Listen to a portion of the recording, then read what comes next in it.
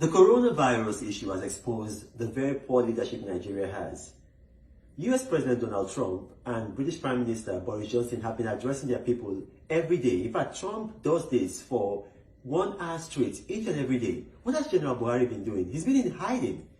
February 28, Atiku Abubakar counseled him to restrict flights to Nigeria and shut down the borders. He refused. The Nigerian Medical Association told him to. The diplomatic community told him to. He refused. We didn't know why, but it was just until last week that we found out why. His daughter was in Europe, as well as his chief of staff. And he was waiting for them to come back into the country, because we know that because it was on the day that his daughter returned that he restricted flights. Now, compare this with Atiku's behavior. Atiku's son was out of the country, yet Atiku counseled that the borders should be restricted. That's leadership. That's leadership. Because he was putting the interest of the nation first before the interest of his own family. But Buhari did not do that.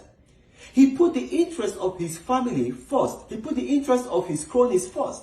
And because of that, he has exposed 200 million Nigerians to this virus. Imagine if he had listened to the counsel of Atiku Abubakar, the Nigerian Medical Association, and the diplomatic community, and had stopped flights and closed the border. We wouldn't be having this crisis. The Italian index case would not have come in, and we would not have had this crisis. Look, this man has shown repeated lack of leadership. He's socially isolating himself from Nigerians. He's washed his hands from Nigeria. What leadership are we having? During the elections, we remember what they did. His vice president, the Pastor Osinbajo, he was going around the country, giving out trader money. They were handing out rice. You saw rice with APC. They were giving out cassava flour. They were giving out oil. Now, what's happened? They've told Nigerians to stay indoors. There's no form of support for Nigerians. They are not giving out any money now because there's no election. They're not giving out rice. They're not giving out anything. How do they expect Nigerians to cope?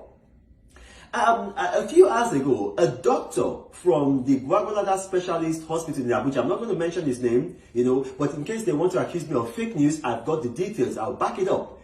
There were only 2 ventilators in that hospital. And out of those 2 ventilators, according to this doctor, who's my source, one of the ventilators was commandeered by the government and taken to an unknown destination. They suspect it was taken to Aso Rock. Now, it's not, they don't know, but if they just commanded one of only 2. Now, these people, they have not built hospitals for Nigeria. They have not built facilities for Nigeria, because the man never thought that he was going to be in this situation. Because normally, what does he do when he's ill? He flies to England. He flies to London. He and his children were educated there. His children are treated there. As a matter of fact, when his son was injured, they flew him to Europe. But now they are trapped in the country. What are they doing? They've not built hospitals, so they cannot go to the hospitals they've not built. They are trapped in Aso Rock. You can see that the bad leadership is now even affecting them. Look, I have to tell you, why am I saying this? I'm saying this because Nigerians have to hold their leaders to account. This can't be happening. They have to hold their leaders to account. I was a presidential aide. I worked with former President Jonathan. Former President Jonathan, he built 5 new hospitals. He built 12 universities. 9 of them in the north. He built 165 Almajiri schools. All of them in the north. He built the Abuja-Kaduna Railway. What has General Muhammadu Buhari built? What has he done? Name a hospital or a school or a railway that this man has built. Now he's trapped there. You can see how bad leadership is now affecting Nigeria. My name is Muhammadu Buhari, and it is time that Nigerians hold their leaders to account. Thank you very much.